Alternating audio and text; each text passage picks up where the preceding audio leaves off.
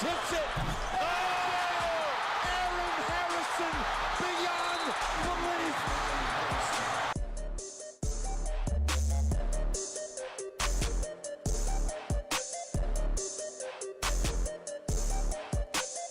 Hello, everybody. Happy Friday to you. November 21st, 2025. This is Kentucky Roll Call on Big X Sports Radio, 96.1 FM, 1450 AM. Stephen Peak sitting across the table from myself, TJ Walker, and in the other room, I didn't say hi to him this morning. The room was way too crowded for me.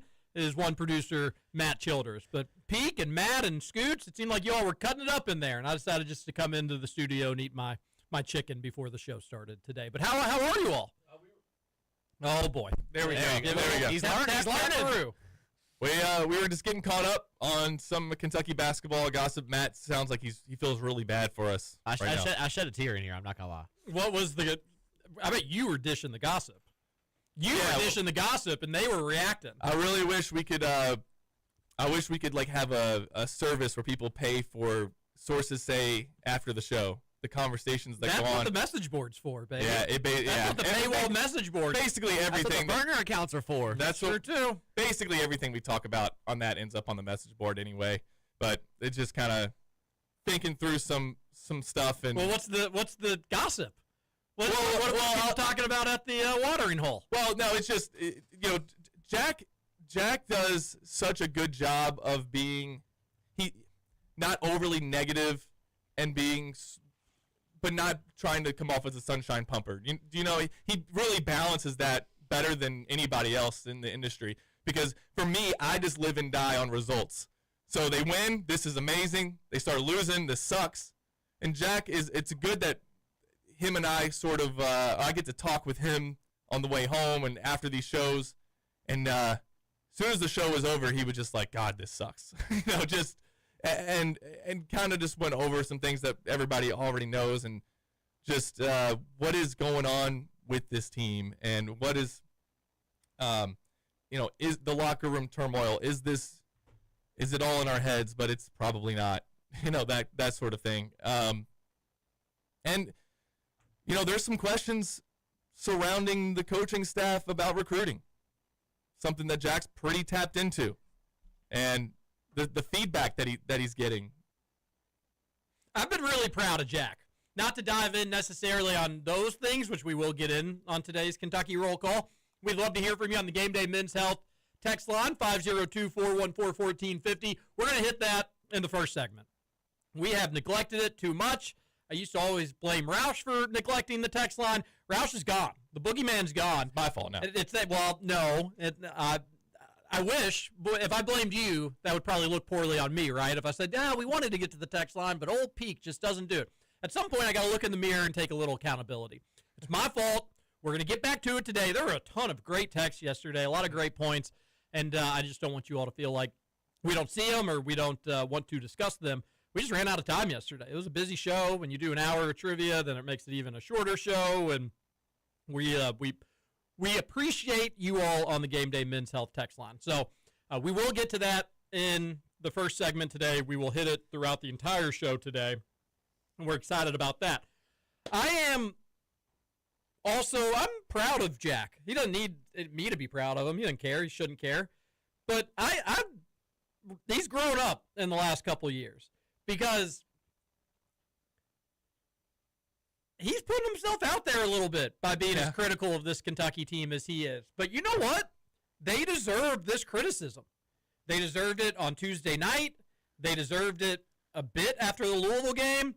And then when you piece everything together and you look at it from 1,000 feet in the sky of the Mark Pope era at Kentucky, this is not what we signed up for. Mm-hmm. It's just not. And Jack, his entire job is predicated on information from these guys. I mean, I shouldn't say entire job, but 90% of it, Maybe not even 90, but yes, there's a lot that. If they are jerks to Jack, it makes Jack's job incredibly hard. I agree. Incredibly hard. Yeah. And Jack is not worried about that. And I think that speaks a ton to him. He's just calling it like he sees it. And now, could he be as worked up as he is, maybe because he is upset with the staff from other personal things. That's always a chance, and I'm speaking totally arm's length here. I've got no inside info from Jack or anything like that. Well, I guess it could be conceivable that the staff isn't giving him as much, so this is his way of getting back at him. Right? No, I will say this: he wants to maintain that. I think that I know. I don't have to think. I know that he wouldn't just do that. He's not. He wasn't waiting around for something to happen. He's not being vindictive. Yeah, he's not waiting around for them to start losing and then go, yeah, you all need to be talking to me. No, he is a fan also. I mean, his emotions, like mine, he just hides his a little bit better than I do. But his emotions around these games, when I sit next to him, when I'm on the plane with him on the way home, he was not happy on Tuesday night. And it had nothing to do with a UK fan. Like, we are all UK fans. It had nothing to do with what the coaching staff is giving them. I think what he's frustrated with is that he's like, I talk to these other coaches, and Jacob Polachek will say the same thing. I talk to these other coaches. I have information.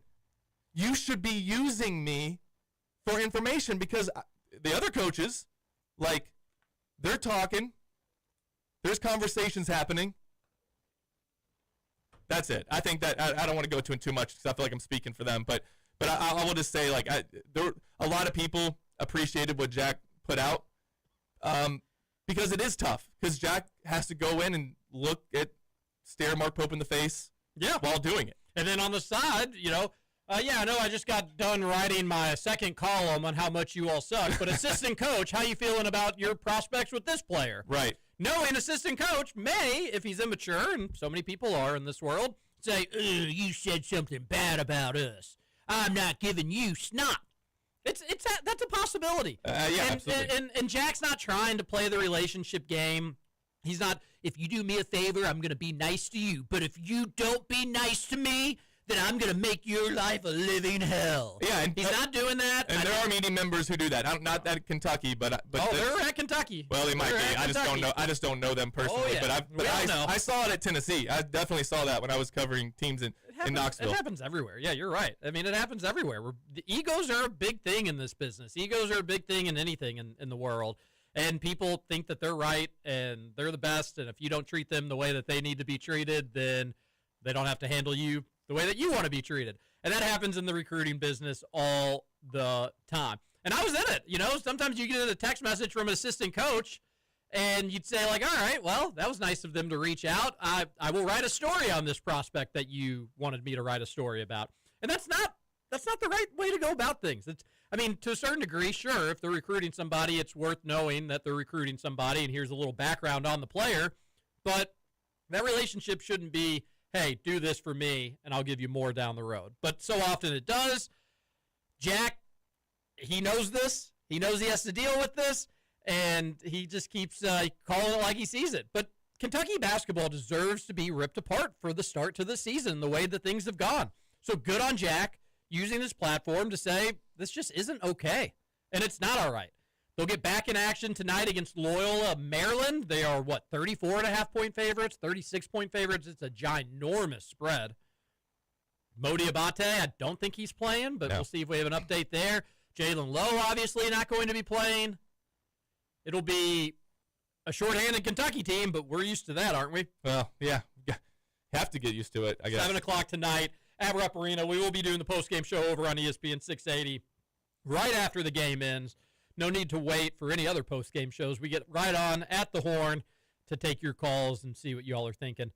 And I don't know. I'm worried about the post-game show tonight just because I think I'm taking a break from Kentucky basketball. I was all in, head over heels, and you've scorned me. So you'll have to win me back now.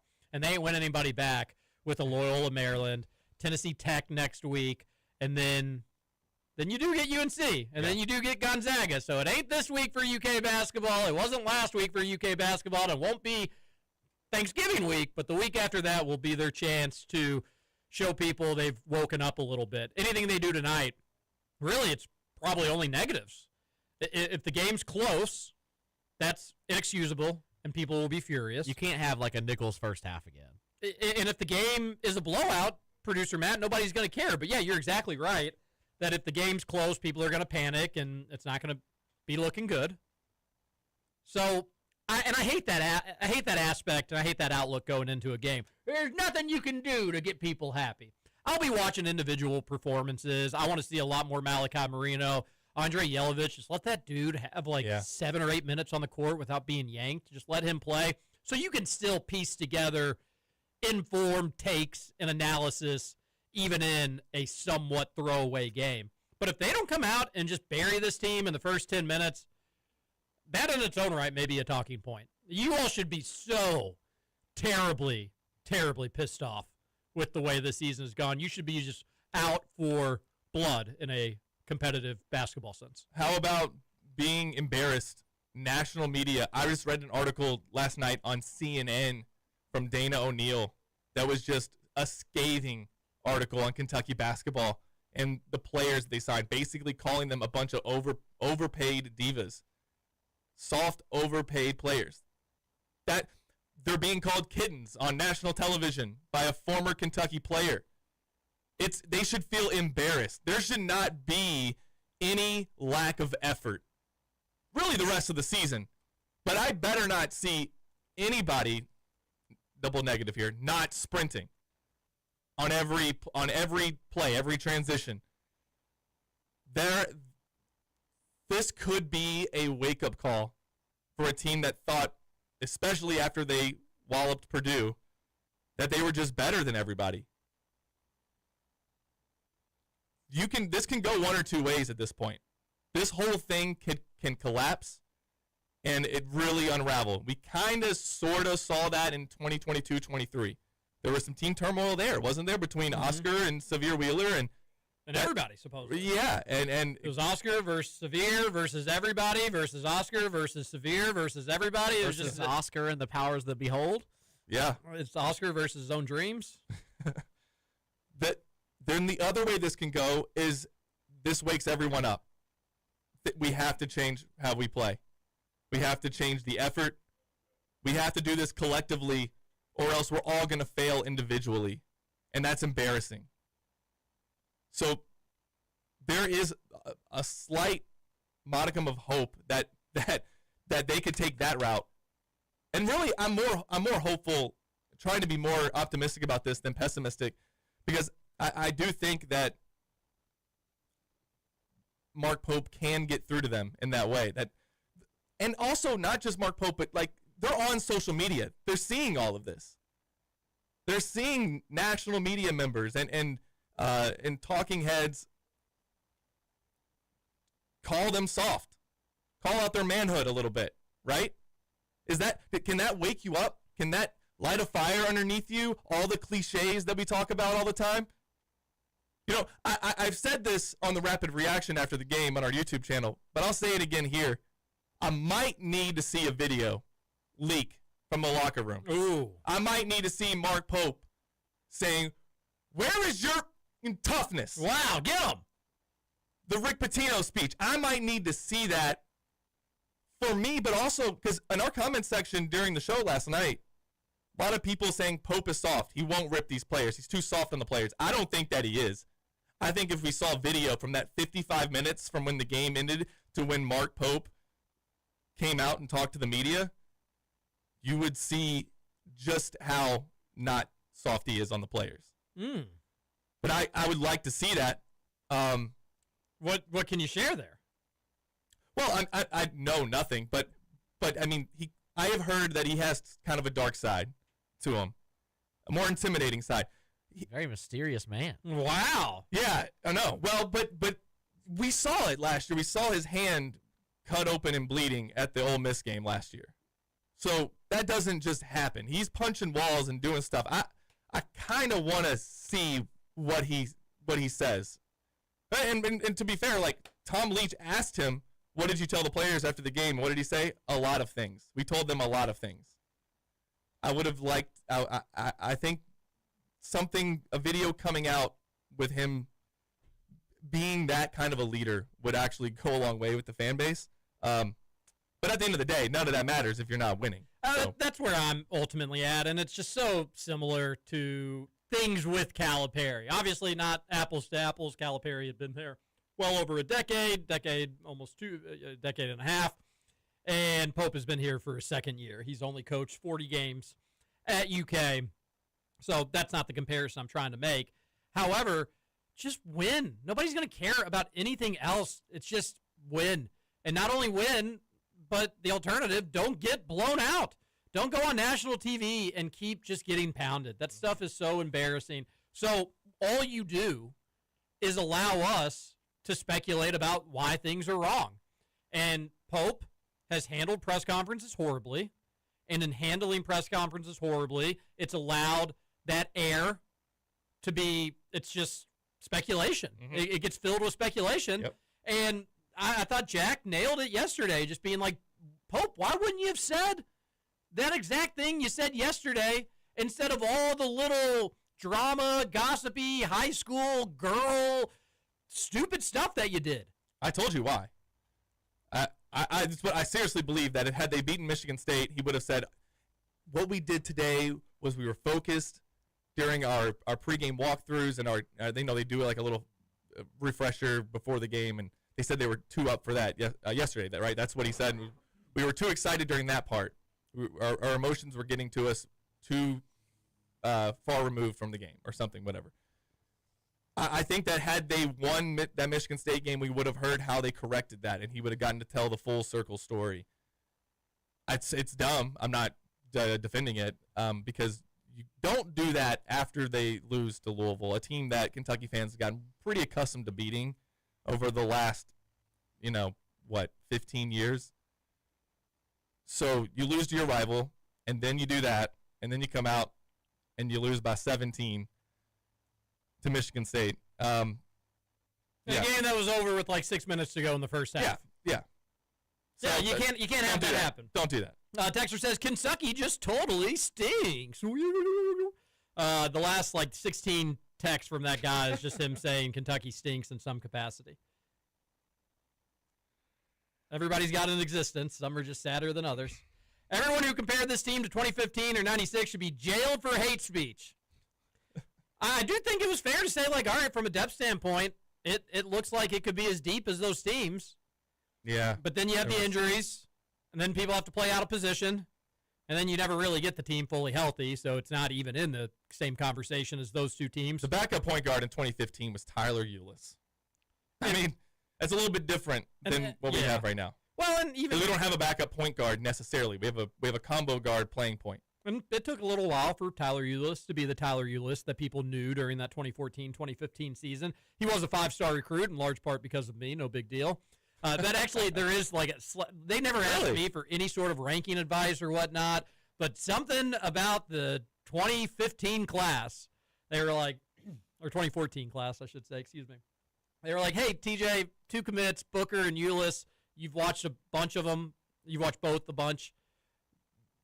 They're both kind of fringe 5-stars. Who would you give it to? And I was like, I've watched both these guys a ton. And Booker's really good. They probably both deserve it. But if you're between the two, if it's only one 5-star to go, I'd give it to Ulis. He is just going. He's steady. He's a star, and they gave it to him. And I don't know if Devin Booker ended up being a 5-star or not with Rivals way back in the day. But it's kind of hard to go back and find those recruiting pages. But that being said, that 2015 team had the number 1 pick in the draft and multiple other picks. The 96 team was filled with NBA talent. That's one thing we probably, when talking even about the depth of this team and comparing it to other deep Kentucky teams in the history of the program, we probably still should have said, yeah, but these teams had a ton of NBA talent. Do we feel like this one does? And that was a fair question going into this year.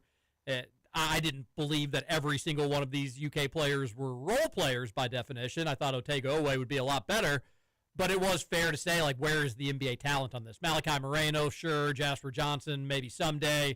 Otega Owe, people liked him. Cam Williams has been on some draft boards, but no bona fide superstar that you can pencil in the top 5 or the top 10 or even in the lottery or even necessarily in the first round. Mm-hmm. And that was a big difference than 96 and 2015. And other teams with depth. This team does have depth, and it's being tested right now with all the injuries, but it is fair to question, is the star talent good enough that even the depth, that it matters? Well, that's Are you just rotating in good players? Do you have any great? That's So when I was really upset after the Georgetown game, a lot of people told me it's an exhibition. Maybe we shouldn't, maybe we shouldn't have overreacted to the Purdue game. Even these are exhibitions after all. But I was like, okay, but this is a team that invested not to have runaway talent, but to have depth, and the depth doesn't look that good. And I think that's been the issue. I tried, and I said this yesterday. They really tried to sell us on, and I hope they end up being right, and I hope I have to eat crow about this. I think Trent Noah, by the time he's a senior, could have a solid role on a good Kentucky basketball team. But he's the 10th player, 11th player maybe, and we were being sold on him being one of the best shooters. And he might be, but not when you can't get your shot off. Like you said, well, he's 28% this year from three. Yeah, that's terrible. That's not good. He's averaging 2 points per game, so he's not even averaging a made 3-pointer a game because his point total's below that. Yeah. He won the 3-point shooting contest at Big Blue Madness. And we talked about that a little bit yesterday, where it's just like I took the Trent Noah hype as like even our 10th, 11th guy, Trent Noah, is doing well. You took it as, hey guys, don't sleep on Trent Noah. He's going to be a player on this team. And you're saying the fact that was the narrative, in your opinion, that's an issue. Trent Noah should not be a player on this team. He's not good enough to be a player on this team. And evidence of the first 5 games, the ones that he's been in at least, would seem to indicate he's not ready to be an impact player on this team. So I get your sentiment, Peak. I get how you get there from, why were they hyping up Trent Noah all summer and offseason? And then here, 5 games in, the dude's not even averaging a made 3. 80% on the Noah shooting system. Yeah, and like I don't know, the best thing that he's providing right now is being from Harlan. Like that's great. I'm glad that we have in-state kids. But like we hyped up Travis Perry last year. Like we asked Mark Pope, or Jack did, and the sources say with Mark Pope, who's the best shooter on the team? Without hesitation, Travis Perry. Well, no. Kobe Bryant was by far the best shooter on the team. It wasn't ever close. So I just wonder, like, were we just sold again, like the Kentucky kid, because it sounds good to talk about that in the preseason when it doesn't really matter? Or is Trent Noah just this dynamite practice player that we just haven't seen the skill set come to fruition during the actual games? He just needs to be a solid role player, whatever. But I don't. So, like, should he? I mean, that's what I'm saying. So he was a starter. Now, granted, it was because people were hurt, but he started exhibition games, didn't he? He started both exhibition games. I think that's right, yeah. I think he started every game that he's been healthy. Yeah, except for he didn't play in the Louisville game. Since the injury. Right. Okay, yeah, before the injury. And I don't think he started against Michigan State he came off the bench. Yeah, he didn't start against Michigan State. They've been rolling out that starting lineup that I just don't like. I think he started Nichols and EIU. He got hurt, and then Did he start? No, he did not start against EIU. Okay. He started the exhibitions. He started Nickel. Yeah. He was going to be a starter, and then he got hurt. Let's go through we're going to go through every game? No, but yeah, that's what makes me just a little concerned. This was a starter. So, I mean, he played starter minutes against, he played the 5 top minutes against Eastern Illinois for what it's worth. Okay, that's interesting. He did not start, but he's playing starters minutes whether he's starting or not starting. Okay, here's a silly question, possibly. Is he playing him in these games more than he would play them? He obviously didn't play at all against Louisville.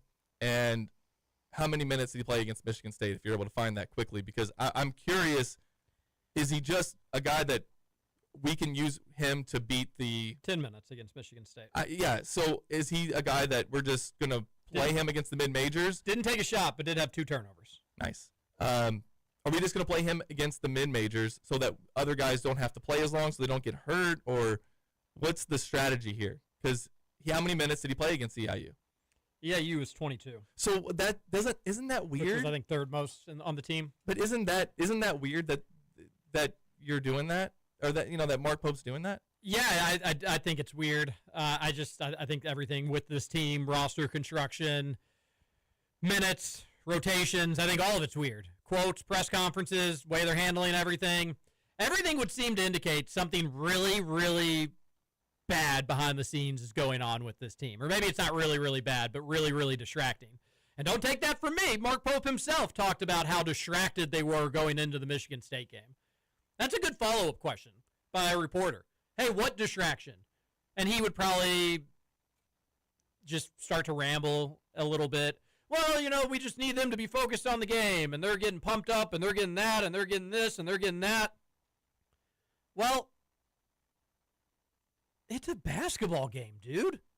And it's the sport that all these kids have been playing the vast majority of their lives, somewhere up to maybe 15 to 20 years for them.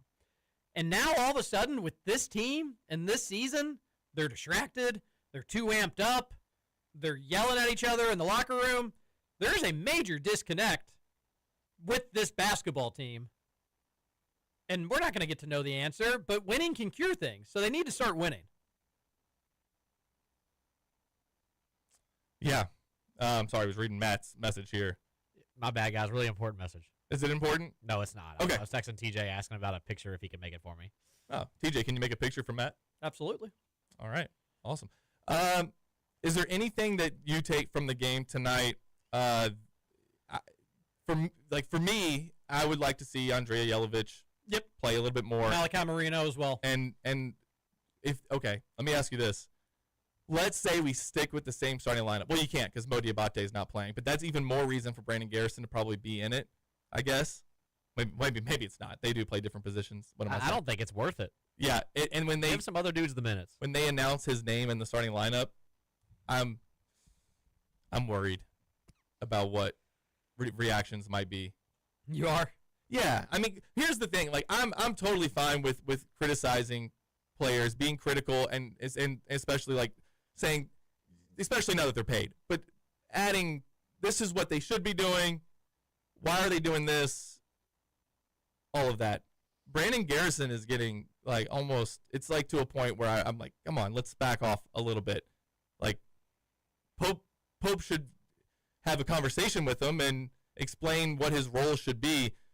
But the low light videos, it feels like stuff that would be made by a rival fan base and not Somebody made a Brandon Garrison low light video. There's several of them. That's UK basketball, though. That's what you're getting into. I get that. You can't just criticize that, like, we're the biggest and the best fan base, and we have the most fans, and we show up all over the world. But sometimes we're a bit mean when things don't go well. We know that. There's jerks out there. Yeah, no. I mean, Not that we highlight them or we want them to do it, but, like, that's, the Yankees, when they lose games, people aren't happy about it. It is what makes it tough to play here. It is, like, there was, at the end of Calipari's time, I think it was the 23 season, when he said something in his postgame that was like, don't make it too hard, folks, that kids don't want to come here. Now, I think there's criticism no matter where you go. Kentucky fans are chronically online in a way that is only comparable to the biggest of fan bases in the world. And you are under a microscope at Kentucky, there's no doubt. I think that in a lot of ways, that's a good thing. If you can handle Kentucky, then you can handle anything, any NBA franchise. You can handle being in Boston, sure, and in New York, you've heard and in players LA. Talk about that. Yeah, and I think it helps them. I think John Wall recently. Sometimes, though, I think it leads to mental health issues, and that worries me with just. Can I coldly say that I don't care? No, that's fine. That's your opinion. Like, sorry. Not that I don't care about your take on the subject. I do. I want to hear you out. But dude, these guys are getting more money than I'm ever going to see. That's absolutely fair. What you're signing up for. You're playing a sport, and sometimes people are going to react negatively when that is life. What do you like? I'm fine with reacting negatively. This isn't snapping your. I'm not saying you're saying this, but for these players, you can't just think you got dropped off and you don't know where you are or what happened or how you got here. When you signed up for this, you signed up because probably the money was the best. Just most likely. I mean, maybe Jasper Johnson, I know the money was the best for him, but maybe he wanted to play for UK. Maybe Malachi Marino wanted to play for UK. Maybe all these guys had a dream of playing for UK at some point, but if Oklahoma State offered Brandon Garrison more money, he ain't leaving. He's staying there for the duration of his time. So guess what? You're coming here. You signed up for it. You're getting your checks.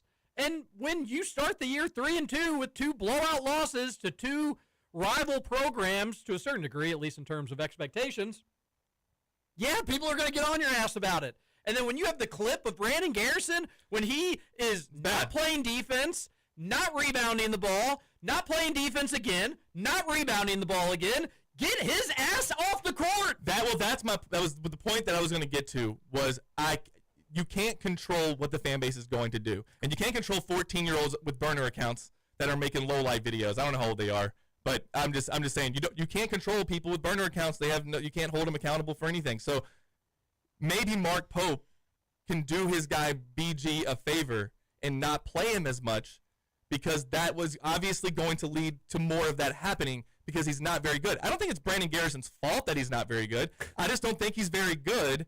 And his effort is his fault.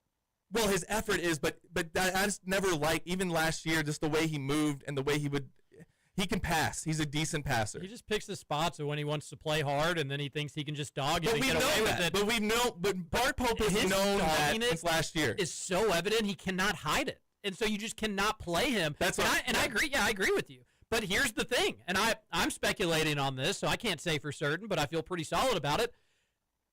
If not him, maybe another player, but seemingly maybe several of them, he'll be a pouty little baby on the bench. If I don't get my minutes. I don't know that for sure, and that may be unfair to Brandon Garrison, but it seems that way. Something seems to be a disconnect. He was barking at teammates in the huddle during a timeout, so I think he's at least earned a little bit of a, you could be a problem. Certainly on the court, he is a problem. No. So that's Matt, that's where it gets a little hard, is like, yeah, he doesn't need as many minutes right now, but at some point you do need to play him because Malachi Marino is going to get hurt. Mm-hmm. But then even if you're trying to like send a message to him or the team, or just, hey, we can't play you right now, I could see him being an issue there as well, which is not totally fair to him, but it's speculation time, baby. I think we're at the point where the honeymoon phase of NIL and the transfer portal is over, and these guys are just professional players now. That's what it is. Like, you can't like before all that stuff was going on, before this era started, Peak, you were right, where if you were out there booing your own players, if you were out there making the burner accounts or making videos and low lights, that was something that other recruits coming in would take a look at and be like, okay, well, I don't want to play for that team. What if I have a bad game? I don't want to have to deal with that. Those are genuine mental health questions and can derail some people's career if they don't have the mental toughness. But, TJ, you're right as well, in the sense of these guys are, like you said it already, they're making more money than I will ever look at in my entire life, and they're not even playing professional sports yet. They're playing in college. This is professional sports. But yeah, yes, but to Matt's first point, yeah. I mean, technically, it's technically not a professional sport yet, but it is. Well, yeah, I mean, I think that it is, and there's still like 20-year-olds. Yeah, like there's still that, and I think it's going to take time for like the fans have already adjusted to that idealism. Mm-hmm. I think it's going to take longer for the players to be like, realize it. Come in, hey, I'm 18. The Tyron Stokes stuff a couple weeks ago, where in the interview with him, he was talking about playing football. He was like, this is the last time I'll get to be a kid. I just want to play football. And he might be ahead of a lot of people out there. You got to realize that when you turn 18, you go to college, you're an adult now. If you're making millions and millions of dollars, you are no longer a college student. You are a paid professional athlete. You have to be able to take this criticism and block out the noise. And if you can't, you're going to get left in the dust. It is night and day for me. And I'm 34 years old, and I'm talking about like booing and yelling and getting on the asses of 18 and 19-year-olds. It's all a little embarrassing to a certain degree, but it's night and day for me. I'm a UK fan. I like to watch my team play well and win, blah, blah, blah. I do radio shows on it, and that's helpful when they do well and all that sort of stuff. If you are trying and giving 110%, I respect the hell out of that. Mm-hmm. If you're trying and giving 110% and you're losing, I'm still disappointed. However, I will certainly, I'll be able to realize that, like, all right, maybe you're just not good enough, but you're giving it your all. I won't be happy. It's not okay, but it's a different type of not okay. If you're losing and you're not trying, I'm sorry. Get the hell out of my favorite basketball program. I don't have the final say in that. I have no control over that at all, but that's my feelings when I see that. When I see somebody getting paid millions of dollars to wear a jersey that means so much to hundreds of thousands of Kentuckians across the globe, and you're not giving it your all, sorry, can't play you. Don't want to root for you. I made this distinction a couple weeks ago. Easy to criticize you. Before, the difference between college sports and professional sports is when you look at the NBA and a team is not playing well, who do you criticize? The players. Yeah. Nobody cares about the coaching. Like, there are good coaches out there still, but it's not really a coaching issue. They go through coaches like laundry in the NBA. In college sports, who do you criticize? The coach. You're supposed to be able to mold the players. And now they're blended. Now everybody's at fault. If anything, college sports might be worse because everybody has their hand in the cookie jar now. I love the state of college sports. I don't know who said it in the college basketball. Was it Rick Pitino yesterday where he was like, I think we were as healthy as we've been. I agree. I think college athletics, and especially college basketball, I think it is so much fun right now. I just feel like I'm not at the cool kids table. I feel like I'm watching all these other – and I did have this – well, let me tell you. I had a weird Mark Pope dream last night. Oh, okay. So realistic. I thought – like I woke up and I was like – I could taste, on your mind. I could taste the Sbarro pizza in my mouth. It seemed so real to me. But I had a Mark Pope dream last night. But I did have a daydream before I went to bed that was seemingly a nightmare regarding UK basketball. I'll tell you what that is. We'll read more of your texts on the Game Day Men's Health text line. How's that for an opening segment, everybody? I like the tease. I'm interested to know what this is about. About the dream? Yeah, I'm very interested. We'll be right back. This is Kentucky Roll Call.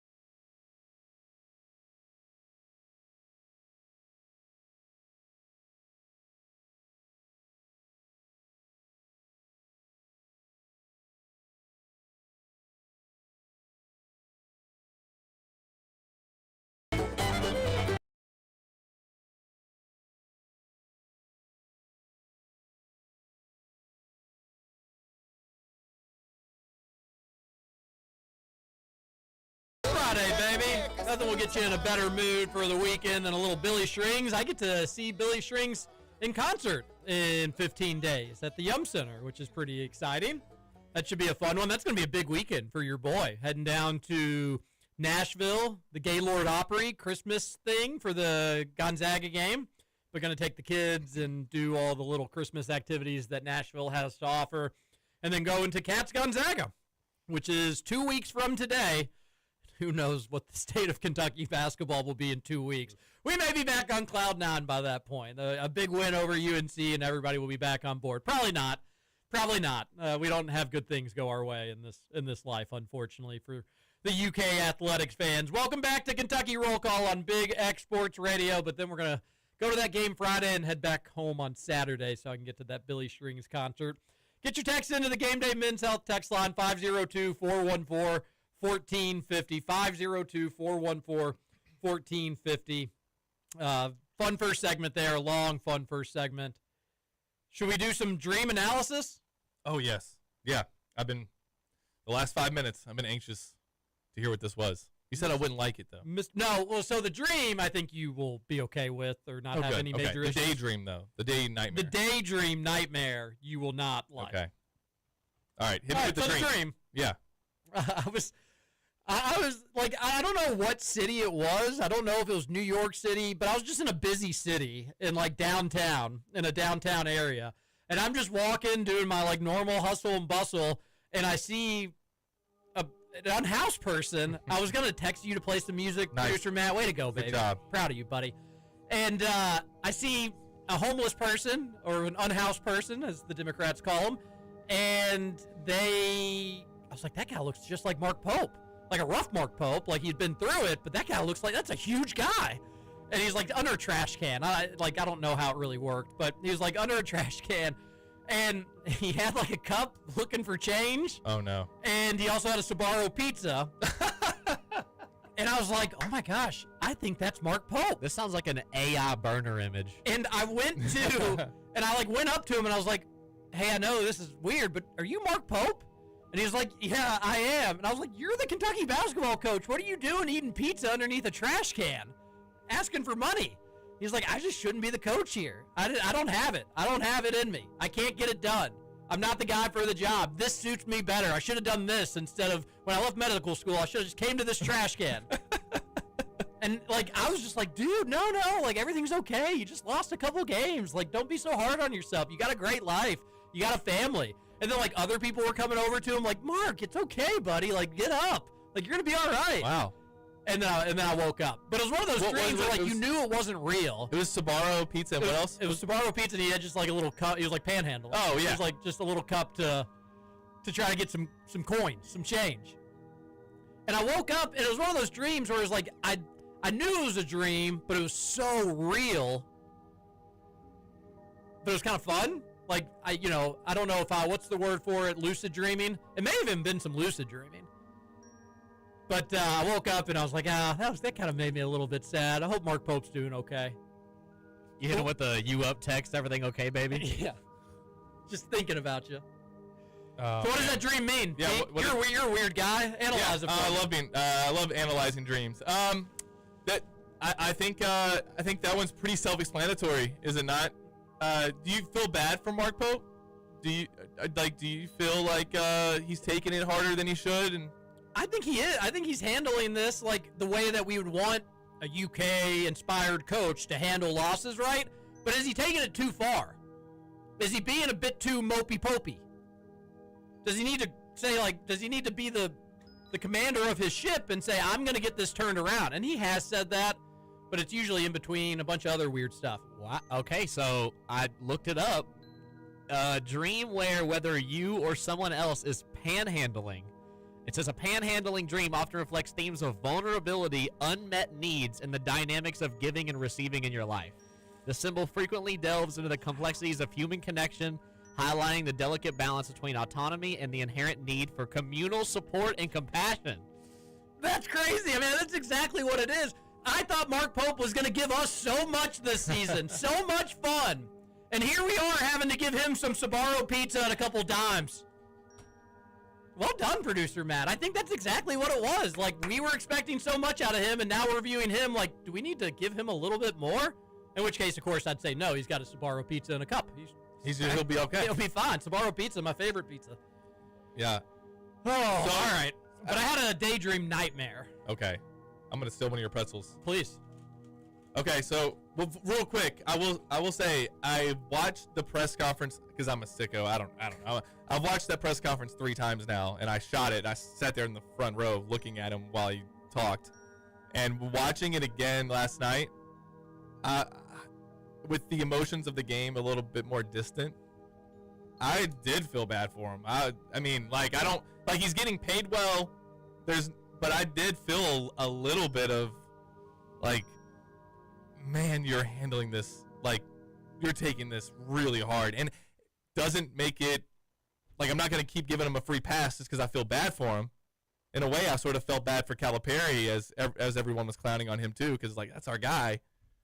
That's how I feel right now. How am I already feeling like this? What was your nightmare to try to make me feel better? The music will come back on. I had to mute it because there was an ad. The nightmare, you could go a little more ominous if you wanted to for the nightmare. The nightmare is it's November 21st, and I just hope Kentucky can win the 2027 national championship because it's not going to be 2026. Yeah. And that is a realistic nightmare that, unfortunately, I think. Listen, I know there's people listening that are like, I don't. If I wanted so much negative talk, I'd go listen to a U of L show or something. I've had huge dreams for this UK team. And could they get there still? Sure. It's not impossible. You got to play out the games. But I just look at the top 25, and it's just like so many of these teams are better than Kentucky. Michigan State just won by 1 million. They're ranked way lower than UK. St. John's is better than UK. Texas Tech's better than UK. Gonzaga's better than UK. Alabama, Florida, BYU, Illinois, Michigan, Louisville, Duke, Arizona, UConn. I mean, I can name probably more. Yeah. And I wanted UK to be better than all these teams. I wanted UK to win a national championship, their first since 2012, and I actually thought, like a dum-dum, that this roster may be good enough to do it. And you know what? Maybe the roster was good enough to do it, Peak, but in classic UK fan fashion, we're never going to get to see that roster. Right. And even still, maybe that roster probably wasn't good enough. But, like, this team, and no, if Michigan State did that to UK, Houston, no joke, would have beaten Kentucky by 40 on Tuesday night. By 40. Yeah. Dan Issel, he went on Louis Ribot this morning, you know, UK's all-time leading scorer, best pro player that's ever come out of the University of Kentucky. He crushed Kentucky. He said, I didn't see one iota of a thing that would make me think that this team could be decent. Forget about good. Yeah. Decent. So Sweet 16 is now the... So I just had this, like, realization last night, like, damn, dude, it's not even... We're not even at the late part of November, and I've kind of given up on my biggest dreams for this season.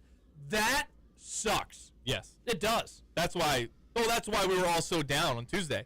It was very clear what we're watching is not a national championship team play right now. It was very clear. This doesn't even look like a team that They look like a tournament team on Tuesday. No. They'll make the tournament. I'm not worried about that. I said they'll get in as a 4 or 5 seed. They can go to the Sweet 16. And that might kind of seems where we're at, sadly. Yeah. I mean, that is not okay. I walked away from that game thinking, oh, last year's team was better. I thought last year's team would be the worst team that Mark Pope ever assembled. Yep. And I was like, oh, this is the worst team. Man, this is, we're headed in because that team was good. But now I'm like, that team's better. That team was better, healthy, and that team was better, not even that healthy. Yeah. Honestly. And also the thing where we missed from that team is all of those guys, it truly felt like they were so excited to play for Kentucky. That they were guys who had been slept on for their entire career and not fully appreciated. And now they're at Kentucky, and they wanted to prove they deserved to be there. And I think in a lot of ways they did.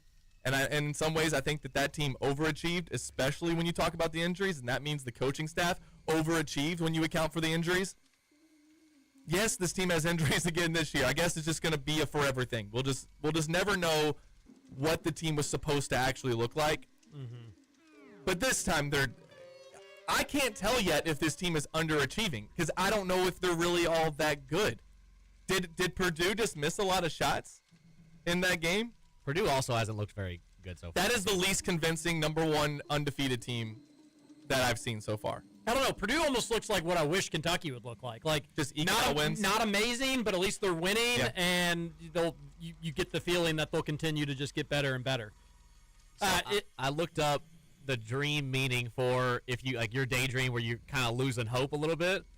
It says dreaming of losing hope often reflects an inner struggle with current life changes and a need for renewed perspective.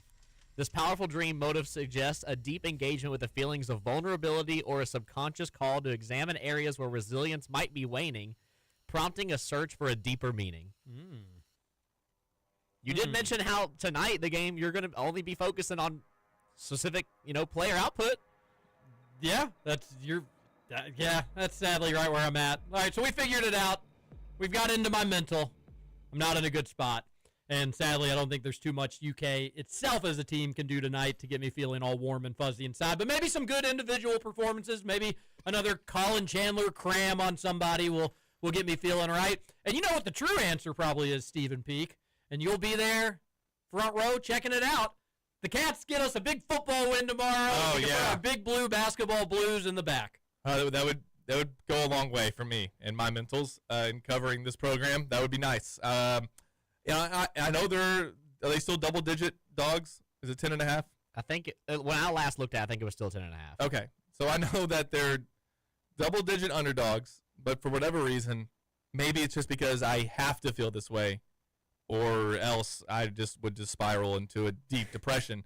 But I'm going into this game with some optimism, and if they lose it, I'm going to continue that optimism for the Louisville game. Something has to go right, TJ. I mean, at some point. I agree. It can't just be that they beat Auburn in Florida in football, and that's all that we're going to get. Something's going to have to go right. And for Big Blue Nation, too, we could really use this one down in Nashville. Hour number 2, we will talk Kentucky, Vandy, some takeaways from that game, things we're looking for. We'll give some betting angles for basketball and football for this Big Blue weekend. And then, producer Matt, you conveniently haven't brought up the big women's game this weekend. Somebody a little scared? Honestly forgot about it, I'm not going to lie to you. Somebody a little spooked? But, I mean, you guys didn't bring up the big win in women's soccer last week.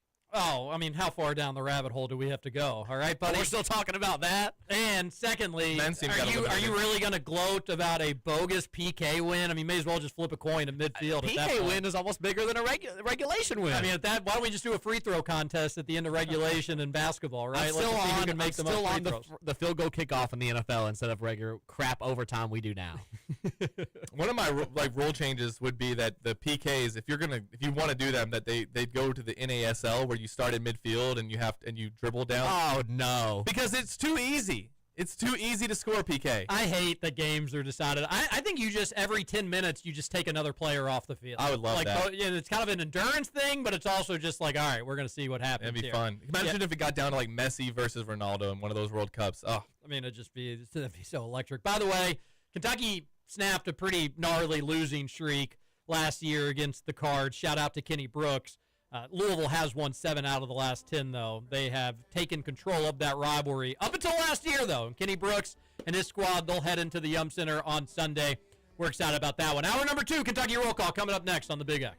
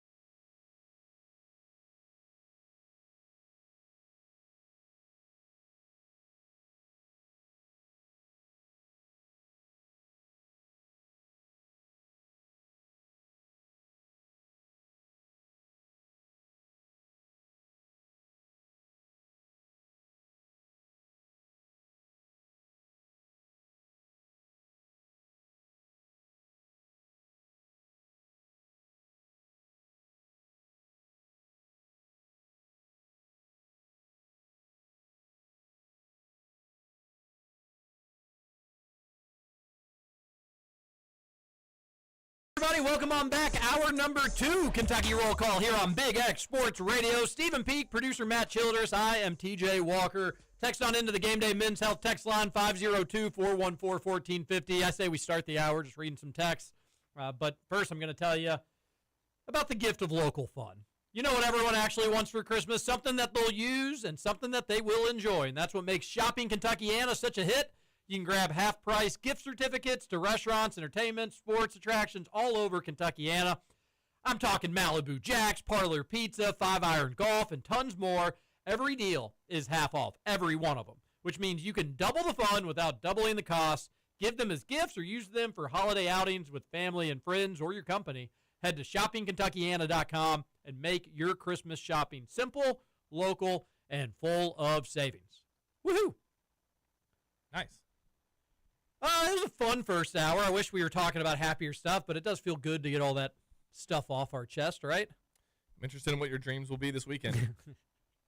Diego Pavia getting slammed to the ground. Kirby texts into the Game Day Men's Health text line and says, what's worse, knowing we have a shot with elite players all year and think we can win a ship every year just to lose way too early, or to just know you have absolutely no shot in November?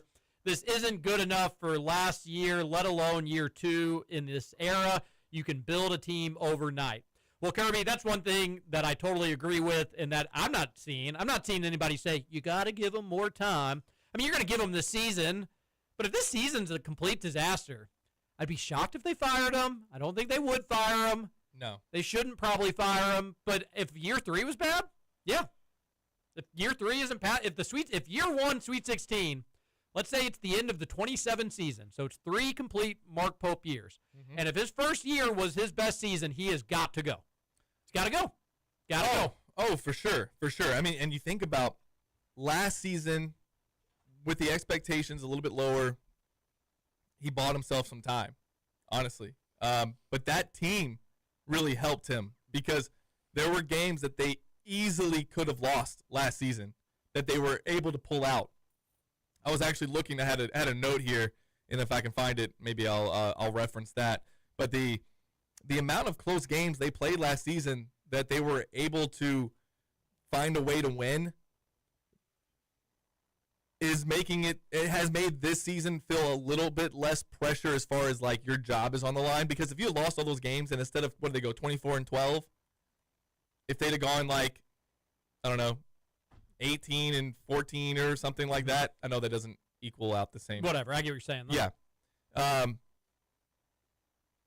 There would be a lot of pressure on this year. And then if it started like this, yeah, there would be conversations of, oh no. Because there would have already been a little bit of criticism, a little bit more criticism last year. Yeah, I mean, I said 24. Yeah, if you go 18 and 16, people 18 and 18, people would have been like already upset, and they so easily could have. I mean, there were just games that, and we credited the coaching staff for being able to close out those games, and the attention to detail that allowed them to make plays down the stretch, telling Ortega that that Cooper Flagg's going to do the spin move, go crash down on it, and it leads to a win over Duke. Mm-hmm. We praise them for that, and I still believe in this coaching staff. But I do wonder if are we going to live and die with numbers on a sheet? How much of the eye test are we trusting? Because if the plan was, like, I never thought the plan would be Mo Diabate shoots a bunch of threes. I never thought that would be a part of the strategy. He shot 26 last year and made 12, and I wondered, did they look at that and go, okay, it's in low volume, maybe if he does shoot 63s this year, keep that same percentage. Keep the same percentage, which would be crazy. There's no way you could look at his shot and tell that ball is not going in very often. I mean, TJ, you play in the men's league. Here's what drives me insane. How can some of these guys be so good at the things that actually make you a good basketball player? Like the athleticism, the length, and that's not, I mean, that might be God-given, but the defensive, the footwork and the passing and the ball handling. How many times did you just like have a guy in your men's league that oh, that guy just threw in 2 threes in a row. What the hell?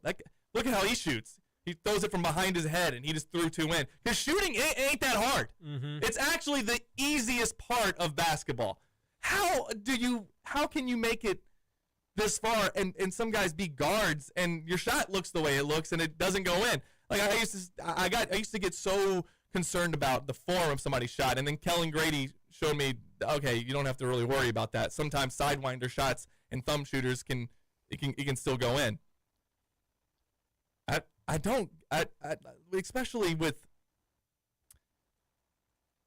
Especially with everything else that you can do as a basketball player. It's amazing to me that like Otega Owe's shot looks the way it does. It's amazing that Mo Diabate's shot looks the way it does. Because you would think that you would just watch basketball and you would see, oh, look at how Steph shoots. Oh, look at how this guy shoots. I'm going to try to model my shot after them. And we all have phones, so I'm sure they're looking at what their shot looks like. And it's just amazing. You can get all the way to this point in basketball where you're making millions of dollars to play the game, and no one ever said, hey, your shot looks like crap. Let's fix it. Do you think they're looking at this roster construction? Do you think they're looking at players? I guess what I would ask is, do you think they're just looking at numbers on a stat sheet to sort of game plan and to build a roster around? Because that would be a little bit of a concern. I don't think we need some analytics. We don't need 100% analytics. Yeah, no, that's what a big conversation with Kentucky fans have been with the staff. Are they too analytical? It's so funny, too. I know. The irony of the last regime not being analytical enough, not shooting enough threes, and now it's like, Mo Diabate and Otega Owe never shoot another 3 again. The thing is, if you've got shooters, we want them to shoot. If you don't have shooters, we don't want them to shoot. But I'm just more shocked that the game plan was, let's stick Mo Diabate on one wing. Yeah, let's stick Otega Owe on the other wing, and that's going to be our Jackson Robinsons and Kobe Bereas this year. Isn't that is so wild to me, because we want to shoot 35 threes. The game plan is to shoot 35 threes. It seems like there's just a huge disconnect somewhere. So now that he'll have some time to mess around with some stuff before they play North Carolina, do you think they'll dial that back, or do you think that's still going to be the style of play? Like, do you think Pope might have to just totally re-examine this and find a new way to win games with this team? Yes. So you think maybe tonight we only shoot 23s? Well, I don't. Yeah, I don't think 3-point shooting is going to be what wins this team games. Right. I don't really care what the number is. Just if they're open and it's a good shooter, shoot it. If it's open and it's a terrible shooter, if it's late in the shot clock, shoot it. If it's not late in the shot clock, you can probably work it around and rely on that as the last case scenario if you have to. So I think you just need to run somebody at point. You need to run Jasper Johnson at point so you get the best Denzel Aberdeen you can at the 2. And then Jasper at the point's going to cause some mistakes, but let him be a scoring guard at the point too. So, hey, Jasper, if you want to pull up and shoot a 23-footer, that's fine. Make somebody come out and defend you if you hit them every once in a while, and then you can drive past people. Ideally, you can get Jasper in the lane, and he can kick out. Otega Owe waking up. That would go a long way. One thing that really bugs me with Otega Owe is his inability at hitting a floater. If he had an Emmanuel Quickley floater or anything like that, he would be such a better college basketball player. But he can't shoot, but he'll use the shot to at least sometimes get a step on a defender that's not paying attention or not with it, but that happens in basketball. So then he'll get that step, and then he's downhill. And he is truly probably one of the better downhill players in college basketball. He'll get where he'll get to the backboard. But teams have scouted him. And now you just trail him. It doesn't matter if he's your man or not your man. Go meet him at the backboard. Just go get your hands up near the backboard, and you'll meet him there. And he's not going to be able to shoot over you. And if he can, he can elevate, but he can't. He's not like a Clint Azabuki necessarily, where he's going to catch too many bodies. So, Otega, learn from that. Guess what? All you have to do is everything that you're doing, but instead of going up and having another shot swatted to Bolivia, dish it out. And secondly, somebody should be trailing right behind him. I know the spacing on that looks a little funny in your head, but somebody should be trailing right behind, because if they're going to meet you at the backboard, they're timing your shot, Otega. Just lay it off. Yes. And they're gone. They're out of the picture at that point. I mean, this is stuff that I don't need to be explaining on a radio show in Louisville, Kentucky. Ortega, you've played enough basketball where that should be common sense. I just don't know how many times this dude needs to be stopped at the rim to realize, like, what if I tried something else? Mm-hmm. What if I didn't keep getting blocked at the rim? And I don't know if he's looking for foul calls or not, but when it's the secondary defender, they're not touching him. So he's not going to get that call. It is so frustrating. They are looking for foul calls. He's not a freshman. He's not a sophomore. Dude, figure it out.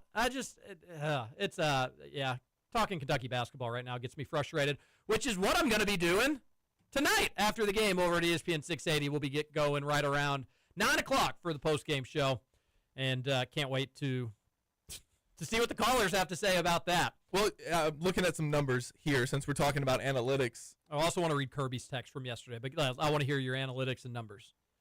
Yeah, so it's crazy. You have Colin Chandler at 52% from three. And right below him, only 17-point difference, is Jasper Johnson. He's the second best three-point shooter on the team.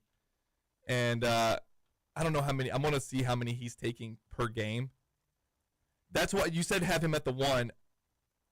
I just feel like, isn't he going to be more effective as the two? Then who's the one? Denzel is going to have to be the one. No, I can't. I can't have Denzel be the one. That's it. That's all you got. I would rather. You're losing Denzel by playing him at the one. You were literally limiting his output by forcing him to play the one. So if you at least get Jasper at the one, is Jasper a better point guard than Denzel Aberdeen? I don't know. Maybe they're even. Maybe Denzel's better. But you're not getting the same player from Denzel when you're putting him on the ball. So don't put him on the ball. Let Jasper be on the ball. These two players are not similar in the way they play at all, but it is similar in the sense of if U of L was down, let's say they didn't have Michael or Ryan Conwell due to injury at the same time, it's like having Isaac Manili bring the ball up the floor. Like, he physically knows how to dribble and pass the ball, but his whole goal is to get open on his own. Denzel Aberdeen's biggest strength is that he can get open off the ball. So, I mean, if you're hindering him by having him bring the ball up the floor, he's having to give it to somebody else. I think that's the issue, though, is because I don't think Jasper's going to be very good at playing the one. He may not be. But you literally don't have any other choice. Or Ortega needs to do it because it's not like you're getting too much out of Ortega anywhere else. But it's just a problem. It's a roster construction problem. Let it be Denzel Aberdeen. You're turning a great player into a dog poo-poo player by making him play in the ball, making him facilitate the offense. I would like to see how this, because obviously Colin Chandler can't be it either. He cannot be your one. I think and that would be making him worse too because he's a good spot up shooter. Exactly, and he's not good at it. Here's what I do. I go Jasper. We found Trent Noah's role. We figured it out, guys. Point guard one, Trent Noah. I go Jasper. I go Colin. I go Aberdeen. I go Mo D, and I go Malachi, and I tell Owe, how does this make you feel coming off the bench, big dog? Honestly, how does that make you feel? Honestly, if you could promise me Jasper doesn't turn the ball over a bunch. I don't even care if he does. Be aggressive doing it. Well, okay, fine, but be aggressive. As long as Jasper's not hurting you at the one. Gotcha. Yeah, I like that lineup because not all turnovers are created equally, right? Right. Yeah. I actually don't mind that lineup.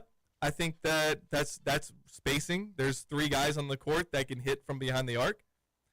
I like lineups, and it's so funny because it's just like how I like to play basketball. Like I like to shoot a bunch of threes. That's how I like to play, and it felt like the game sort of trended into like my bias a little bit. And when they would play that group in 23, the basketball Benny lineup, as it was famously coined, with who was the shooter, C.J. Frederick out there. And you're like, oh, that's the best lineup. Why is this the best lineup? Because there's 3 to 4 guys on the court that can shoot. Everything's spread out. Mm-hmm. And defenses have not figured out how to defend really well that way. And even when your guy, like CJ, wasn't hitting shots, it didn't matter. The offense was still better because they had to respect his shot enough that they couldn't sag off. And then CJ sneezed and broke his knee in 16 places. That kid had... Dude, I felt bad, man. He just had injury after injury. He caught a knuckleball pass from Severe Wheeler in the what the hell? And broke his finger. Yeah. He cracked his ribs running into the camera guy against Florida. I think. Poor guy. He's like that dude in SpongeBob that's just always in a cast and whatnot. It's brutal. That lineup. My bones are made of glass. Every morning I break my legs. Every night I break my arms. But yeah, that lineup, I like it. You can convince me that lineup will that lineup win you a national championship? No. But could we have some fun No. with it? And Did you beat some good teams with it? I think so. I absolutely think you can win a lot of games You know with what? it. Actually, here I'll go a little further. Otega, how does it make you feel being on the bench as an SEC preseason player of the year? Hey, Cam, your first one off. Come on in, Cam. Ooh, he probably wouldn't like that. Because I think Not Cam. If this team is going to do something meaningful this season, which I guess we would have to redefine even what that means. Can you reset January 1st and try to win the SEC? It's not as good this year.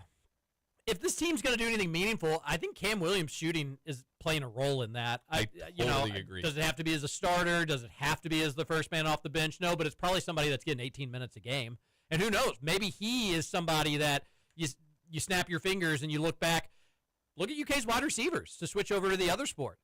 At the beginning of the year, we didn't know who some of these dudes were, and we are confused why UK wasn't talking about them because it's not like they had good wide receivers in front of them. But then as the season goes on, you start to see some people emerge. Mm-hmm. And while we're a little frustrated, like, hey, why weren't these guys talked about? It is true that sometimes people just get better as the season progresses, and it starts to click for them as the game slows down. Cam Williams, that's going to have to be somebody. If this season ends up turning into something fun and it's legitimately a top 10 or top 15 team, which I'm not convinced today that it is, Cam Williams played a big role in that. I totally agree. A big role. So maybe you give him more minutes too, and then you have Owe being the third guy off the bench. Honestly, at this point, I'm not opposed to that at all. And Cam Williams is somebody who, coming in, was the best percentage three-point shooter. Looking at his numbers right now, great range. He made 2 a game on just shy of 5 attempts, or 4.6 attempts per game. This year, 0.8 makes 3 attempts per game, and he's playing half of the minutes.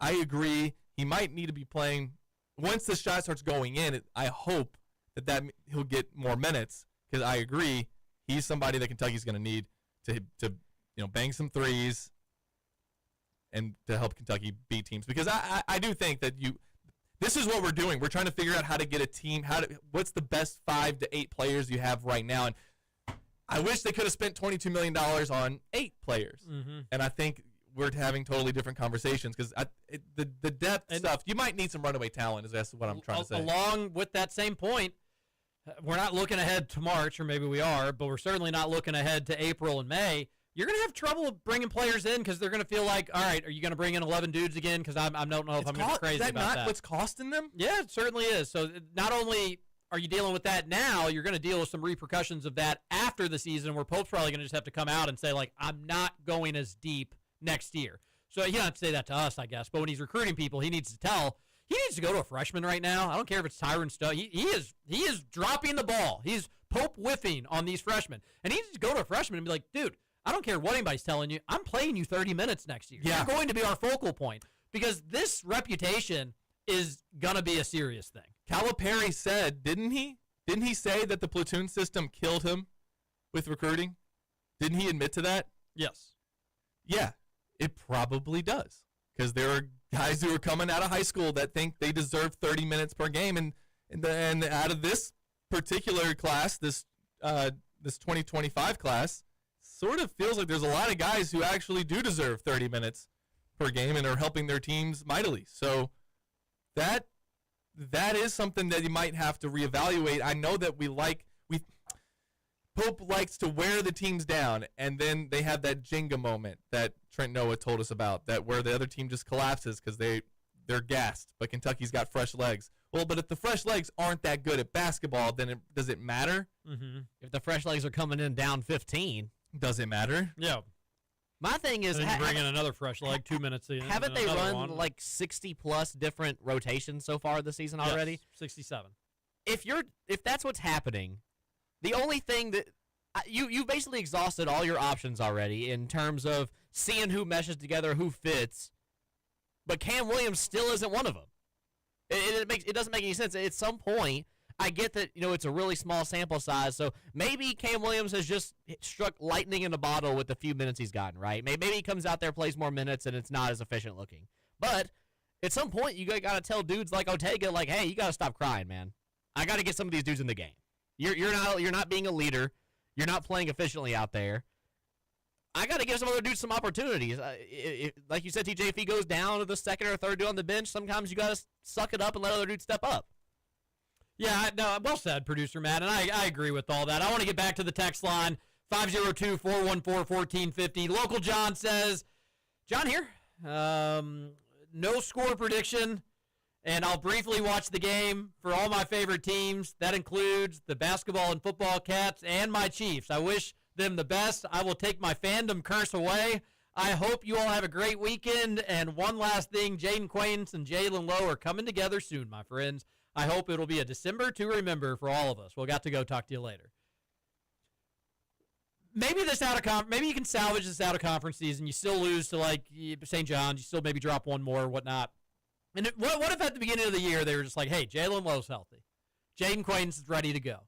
What if we get a good reset at the start of the year where we feel like we're actually healthy? And yep, November and December were a disaster, but let's roll SEC play. And then if they're at the top of the SEC standings for a good chunk of January and February, we can get back on board with this. It looks like the current makeup ain't going to be it. I'm never going to think that they're fully healthy, though, because I'm going to feel like Jalen Lowe is just another knock away from sitting out. Any loose ball is going to be another 3 weeks or something. I mean, is it worth risking him coming back this early? I mean, weren't they flirting with him getting possible surgery on his shoulder beforehand? And then they were. Well, what is the latest on his timeline? They said day to day yesterday, didn't they? Yeah, but he did it Nobody knows. Day to day with how the rehab process and how much he could. The day to day was such a waste of a sentence for him to say that. He's not day to day. It sounds like he's going to be out like months, and it's just whether or not it's actually going to happen this season or not. That's the way that I took it. But yeah, his wording made it a little bit more confusing there. They feel like they can get something out of him this year without him having to do surgery. I think it feels like that's the route they're going to go. And I guess like whatever, I guess we'll see. But yeah, but I do, to your point, TJ, I can reset kind of my mindset of this team on January 1st and just see how things go in SEC play. I've said that there are 3 things that a Kentucky basketball team can do that I can call a good season. Not great, but these are good. And all 3 of them are very hard to do. Either go to an Elite 8. That's a good season. It's not great, but that's good, and it's really hard to do. And most programs hang banners for Elite 8s. Win the SEC regular season. Hard to do. Haven't done it since the 2019-20 season.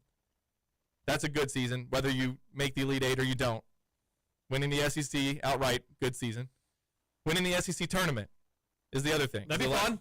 You haven't done that since 2018. Ridiculous. Haven't played on Sunday since 2018. Ridiculous. Very hard much harder to do now than maybe it was for a little while, but you can still do all 3 of those things. Assuming that you don't go 0-6 in the non-conference, you can still get a good enough seed to go to the Elite 8. SEC's play starts in January. You're 0-0. You can still win the SEC. And then the SEC tournament, can you win 3 games in a row? Assuming you can land one of those top 4 seeds. That's still how it's set up, right? Yeah. Can you win 3 games in Nashville and get a trophy? They can do that. And this team is not completely terrible, but I do have questions about roster construction. You're probably going to hear me talk about it the rest of the year because this team needs another shooter, and I'm really hoping Cam Williams figures it out. He will, I think. I think at some point. I don't know if it's going to be soon, though. Seems like politics are determining minutes at this point rather than merit. It would be hard to argue that. On the flip side, you could just also play nothing's working, so I'm trying a little bit of everything, but he still defaults to seemingly some favorites, a.k.a. experience. He's not playing Yelovich a lot. He's not playing Marino as much as he should. He's not playing Jasper Johnson's maybe getting the minute. He could be one where it's like his minutes are probably deserved. Yeah, he hasn't done anything in the big. And while Owe has stunk, I mean, I don't blame Pope for playing him. You probably just don't think he's going to keep being that bad. Now, that being said, in a garbage game tonight, you could send a message. You could say, hey, you said your effort wasn't ready for the Garden on Tuesday night.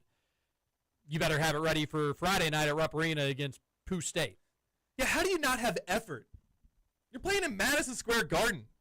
It's two ranked teams. You're on national TV. That's really concerning. That doesn't make any sense to me. Yeah. I feel like I kind of just, I don't want to say I threw that statement away because he definitely said it, but it kind of seemed like he just kind of answered. Like he's just trying to figure out something to say. Like he didn't really know what to say, and then afterward, I was kind of like, yeah, I wondered that ooh. too. Like it definitely went through his mind. So it's not false. He didn't just lie up there, but it was definitely something like there's no way he thought that this was a good thing to say right now. Yeah, well, I wonder if that's what was brought up repeatedly in the 55 minutes between the end of the game and when they all came out to do the press conference, and that's why maybe it was the first thing that came to his mind. But I also think sometimes these guys are just trying to get through the press conference. You know, they're just answering like, I just got to get through this, and they're not like super excited. They have to go talk to a bunch of media members after getting embarrassed on national TV. So yeah, I kind of thought that too, Matt. But there was a lack of effort, if not from Ortega, but from several players. I mean, there were some plays where Ortega just didn't, like the play with Brandon Garrison with the ball, the one that went viral. Yes. Watch Ortega on that play. That's true. No, He doesn't go after the ball either. He's just watching. Way too much watching going around. It's just always wild to me. A texter says, really worried about Jasper against high major competition this year. Just doesn't look up to it physically. He doesn't like contact. There is no denying that. But it also could just be he's got to catch up with the speed. He looked fine against Purdue. We were just watching that was his Purdue first highlights. taste of like any sort of college, and he looked good. He had that alley-oop at the end of the game. We haven't seen him do that again. But he was playing with confidence, going and getting in the rim. And again, it was garbage time, so it didn't really matter so much. But there is reason to be worried about Jasper, but I just say you got to let him play through it. Let him figure it out. Because he can do some good things, and I am more concerned about Denzel Aberdeen getting back to a more natural position. I think Jasper has also gotten a lot more flack because of how great this freshman class is. Yeah. So, I mean, you're seeing arguably the greatest freshman class that we've ever seen. The top 10 picks in this draft are all going to be generational players in the NBA, or at least can be. And then Jasper Johnson just hasn't looked great out the gate. I feel like he's kind of gotten a bad rap. Yeah, I think that's true, Matt. I mean, I think that people are saying, well, where's our freshman? Where's our star freshman? And you're like, well, I guess it's Malachi Moreno. But we thought, And he still won't even play him. yeah, and we all thought it was going to be Jasper. Now I'm willing to give Jasper a pass until, I mean, not entirely, but on certain things until we get to conference play as he's figuring stuff out. Mark Pope always says that when players get to year 2 with his system, we see massive jump. However, have you seen that? No, on the post-game show Tuesday night, I just went player by player, and I think Colin Chandler is the only player that you can say, like, jump. He's better. The other he people was showing signs of that, like we towards said. the end of last year. Yeah, Yeah, and that could also that's just be what the I'm mission, hoping for Jasper. that could also just be the mission trip Russ finally shaking off at the end of last year. Guys, Brandon Garrison's the second most efficient player on offense. I had somebody tweet me and be like, well, his shooting numbers. Just like, oh. Because he's getting layups and Ah. Evan Maya. I was like, all right, just ask yourself. If you're really defending Mark Pope's Brandon Garrison efficiency numbers, somebody that's shooting 76% from the field this season, because he is, shouldn't we let that dude shoot a ton? I mean, he's 76% from the field, Peak. Let him get cook. all the shots. But Shoot them all, Brandon. everybody besides the scarecrow, anybody with a brain would say, no, I don't want Brandon Garrison doing anything more offensively. I want less Brandon, but he's shooting 76%. Yeah, and Mark Pope is obviously not going to say, yeah, Brandon Garrison sucks and he's not playing against who they play tonight, Loyola MD. All right, he's not playing against Loyola Maryland. He's terrible. He's not going to say that. He's obviously going to defend his guys, but defend them, but don't put them in a situation where they're going to get criticized again by overplaying them. Sure. By exposing And them. starting them. And the thing is, Brandon's going to have to play. I don't think anybody's saying, like, he should never get up. Well, I shouldn't say nobody. There probably are people out there that are saying that. We understand with only 2 5s on the team and one being a freshman, the experienced 5 is going to have to get some minutes. Brandon, when you're out there, just play hard. And if you can't play hard, you need to go to the bench. It's really that simple. All right, one more text, and then we'll get to our last commercial break on a freaky fast Friday. We were flying through the show today. We look like a team that missed on a few stars and had to overpay for second and third options. Oof. That's what Pope was too, I guess. Oh. Ooh. And I know everybody's upset about the comments on Garrison, but he wasn't going to throw him under the bus yesterday. That would have been an awful decision. Just literally what Peak had just said. No, we don't expect him to throw him under the bus, but he also could just in some instances, Pope is real with the fans, and we appreciate that. He'll never attack his guys. But lately, he hasn't really been real with the fans, and that's gotten people ticked off and speculating and all that stuff. It's perfectly okay to say we need more effort out of BG. We need him to play more consistently. He's one of our highest-rated offensive efficient players, and he needs to realize that he can impact this game if he gives it his all every single play. Calipari really did sometimes, like, in post-game press conferences, would not attack players. What am I trying to say? He would heavily criticize some of his guys. I don't think Pope's ever going to do that.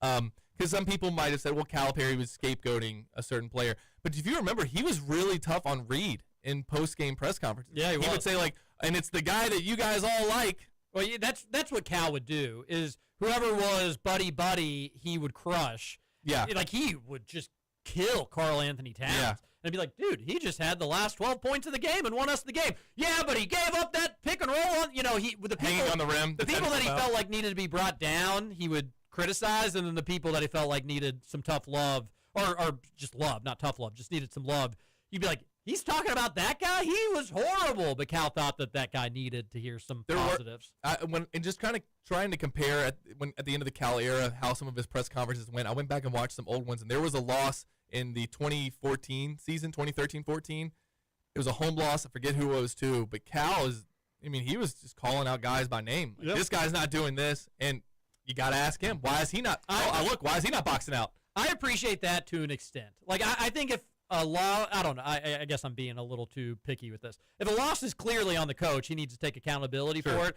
But if it's just like a regular season game and the effort was terrible, I'm cool with him calling out his players to wake them up. I think after like a tournament or the season's over, to be like, our guys just never woke up. Well, that falls back on you. But if you're trying to motivate them, I'm cool with calling them out. All right, a lot more text into the show, and maybe we don't get into the knee-deep Vandy UK conversation quite like we wanted to. We will get into it a bit, but I want your text to reign supreme on this Friday. So we'll get back to the Game Day Men's Health text line. One final segment, Kentucky Roll Call, coming up next on the Big X.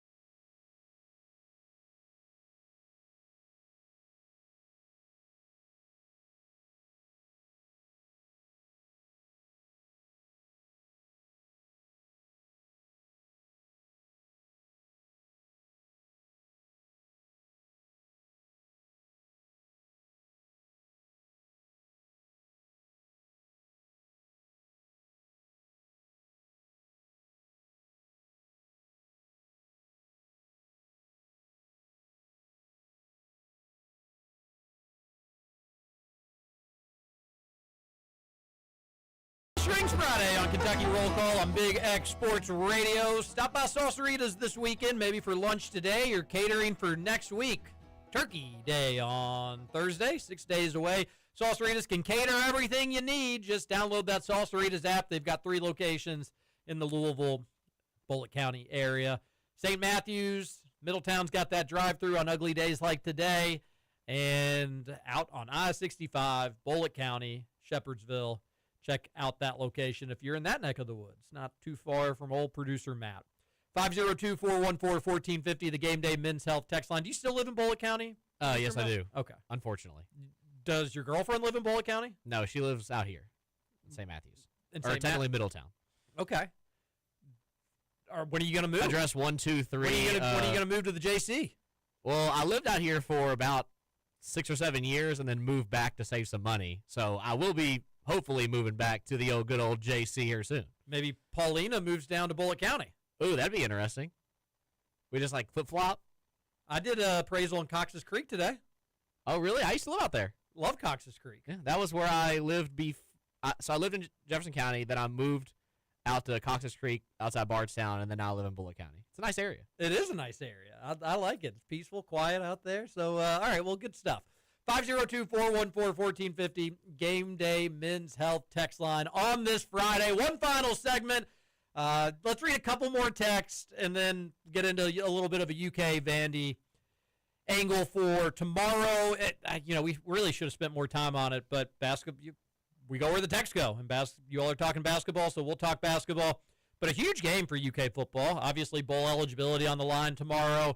You could beat a top 15 team on the road, a Vandy team that's won 3 out of 4, but hasn't looked as amazing in that stretch. All of their wins by 7 points and a loss thrown in there to Texas, which Kentucky obviously went toe-to-toe with. They played Auburn tight just like Kentucky did, but they gave up 38 points to Auburn, where UK only gave up 7 points. They were fortunate to beat Missouri. They were fortunate to beat LSU. That being said, they've got college football playoff hopes, and Kentucky's looking just to get their 6th win. So it's a tall task for UK going up against Diego Pavia. If you're talking about style points, Vandy probably not only needs to win this game, but needs to win it comfortably. That being said, the money has come in on the Cats. The line started at 10.5, instantly went down to 10, and I think you can get it as of this moment. The last I saw at the hour break was 8. Ooh. Maybe 8.5. But it's trending in Kentucky's way, and Vegas thinks it's going to be a good game. They don't think it's going to be a blowout, and they think that this one probably is competitive in the fourth quarter. How is Stephen Peak feeling about this game tomorrow? You'll be there. I will be there. Making the trip. Actually, meeting Nick Roush, Adam Luckett in the car here in about, 30 minutes or so. Oh, you boys are heading down tonight. Yeah, going down. We're going to be doing the basketball rapid reaction tonight from some bar in Nashville. Nothing Roush loves more than leaving his family and hitting the road for a big blue weekend with the boys. That's great. I'm glad he's still getting after it. What bar? I'm kidding, by the way. Roush loves his family. I don't know because nobody has SEC Network Plus. So we literally called around to the tin roofs. There's a couple of tin roofs there. We thought that might be a good spot. Yeah. But we'll maybe try to find a spot on Broadway. I'm sure Roush and Luckett will tweet it out if you guys want to join us there and watch the game. We might be watching it on our phones, but we will rapidly react once the game is over. That'll be fun. I'll be there in 2 weeks. Can you all wait for me in 2 weeks? You're going to the Gonzaga game. Going to the Gonzaga game. I'll be at that too. My expectations are not high for that one. No, not at all. Ike, I think, already has a double-double. But my expectations for this Saturday are, am I crazy? I think Kentucky might win this game. I think Kentucky's just going to outscore them. This could be one of the more, I feel like I'm cursing it right now just by saying this. It could be one of the more fun Kentucky football games we've seen in a while. It could be a back and forth. We get to, Cutter, this is, it'd be so sweet to walk out of that stadium with going Cutter won that QB battle with the media darling Diego Pavia and eliminated them from the playoffs. Cutter Boley's going to win SEC Freshman of the Year. I don't think people realize that. If he has a big game Saturday, I think he's already probably got it locked up, assuming he just doesn't suck the next 2 weeks. But he's won SEC Freshman of the Week, 3 or 4 times this year? Is it 4 times? Yeah, I was thinking, 3 or 4. Because he got it for the Tennessee game, too, didn't he? That may be right. point being, if you're collecting up those awards and you're a Right. quarterback, they're probably going to give you the award at the end of the year. So, one, that's going to cost Kentucky some more money in nil, but we're okay with that because we want a good quarterback. We feel like we have that in Cutter Boley. That would be something. You want to talk about building the lore of Cutter Boley going – who would have thought this? This sentence is funny to say in 2025. Going on the road and beating top 15 Nashville and Heisman hopeful Diego Pavia on the road. Wouldn't that do At wonders? Vanderbilt. Doing wonders for Cutter Boley. But the truth is, all that is factual. If he does that, one, think of the momentum Kentucky would have going into the Louisville game next week. Where, producer Matt, I know you feel this, the pendulum would swing in that regard, where U of L fans were feeling so chesty a couple weeks ago about the Governor's Cup, and we're just going to run the score up on you, and we're going to beat your ass. And Kentucky fans, well, we're more excited for that basketball game. And, yeah, whatever. It's Stoops is going to get fired. We'll get you next year when we have Summerall. Where instead, regardless of the Vandy game, U of L is limping into the Governor's Cup. I'm petrified. And Kentucky's sticking its chest out a little bit. Now, Peak, to make you feel a little bit better as you did not curse UK, I sadly think it's going to be a bad game for the Cats tomorrow. One, I just think they're due. That's not expert level analysis that you come to Kentucky roll call for. Hey guys, they're due. But I think they're just kind of due for a bad game, right? Mark Stoops' teams aren't consistent. Okay. This seems like a spot to be inconsistent. Things have been going your way the last few weeks. You had garbage opponent last week, and maybe you've taken your foot off the brake a little bit. You need to remember that you're actually playing somebody with a pulse. It's been a little while since Kentucky football's played somebody with a pulse, and I think they're going to be reminded of that. Yes, Tennessee Tech was undefeated. Who cares? It's an FCS opponent. Yeah. I'm worried that the fact that Vandy needs to run up the score, that they're playing for style points, and secondly, that's not like, Kentucky can stop them, right? If you don't want them to run up the score and then stop them.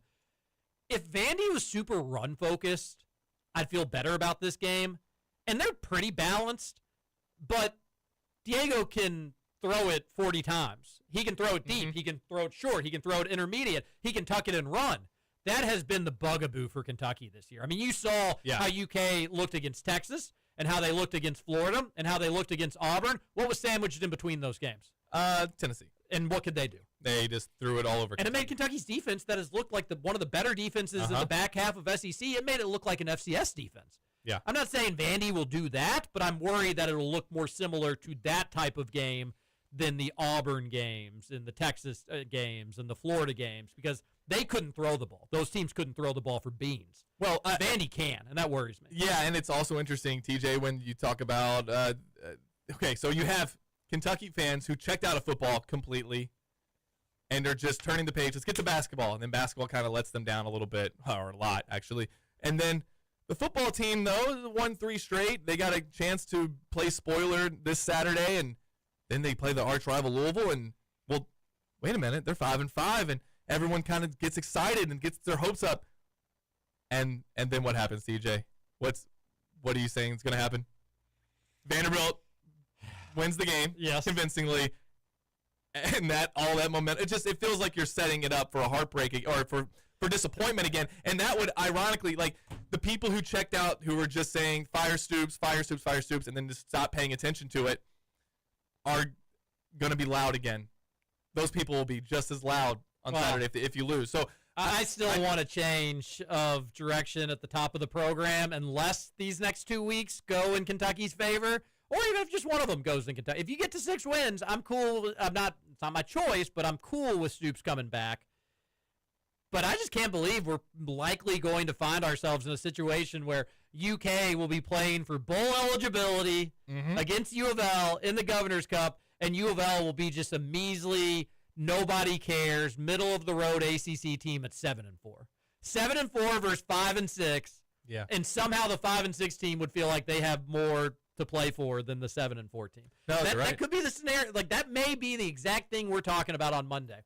Or another scenario could be Kentucky does upset Vandy, and then, oh my goodness gracious, UK fans would flood Papa John's, Ellen, Don't Call Me Cardinal Stadium. They'd be excited about that one.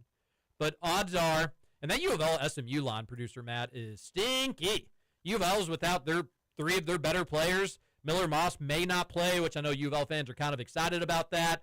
but it still would be a backup quarterback who Brom did not trust enough to play in any other game this season. So I can't get that line. I would think SMU would be like a 7 or an 8-point favorite. Yeah, I don't really know about the line. It almost reeks of Vegas knows that Miller Moss is not going to play, so they're like, oh, maybe they're better now. Oh, that's an interesting take. And by the way, SMU's given 3 points, and they're almost the juice is with U of L, so they're almost begging you to take SMU given 3, which on paper, I think SMU could win this game by 12-15. But Brom's always, it's kind of like one of the ones that Brom wins, right? You lose a couple that you shouldn't have lost. Yep. And then he comes out and steals one that you're not totally expecting. But it could be a backup quarterback situation for U of L. I had on the personal text line, TJ, I am terrified of Deuce Adams. Does this not sound like the classic backup quarterback that's going to rush for 230 yards and throw for 2 or 3 touchdowns against Kentucky? I'd rather take my chances with Moss, but I guess we'll just have to wait and see. It does almost feel like you'd rather U of L be going through this crisis. They're going through it a week earlier. I wish it was next week that players were quitting and dropping out and worrying about their nil money or transferring or the NFL, whatever it may be.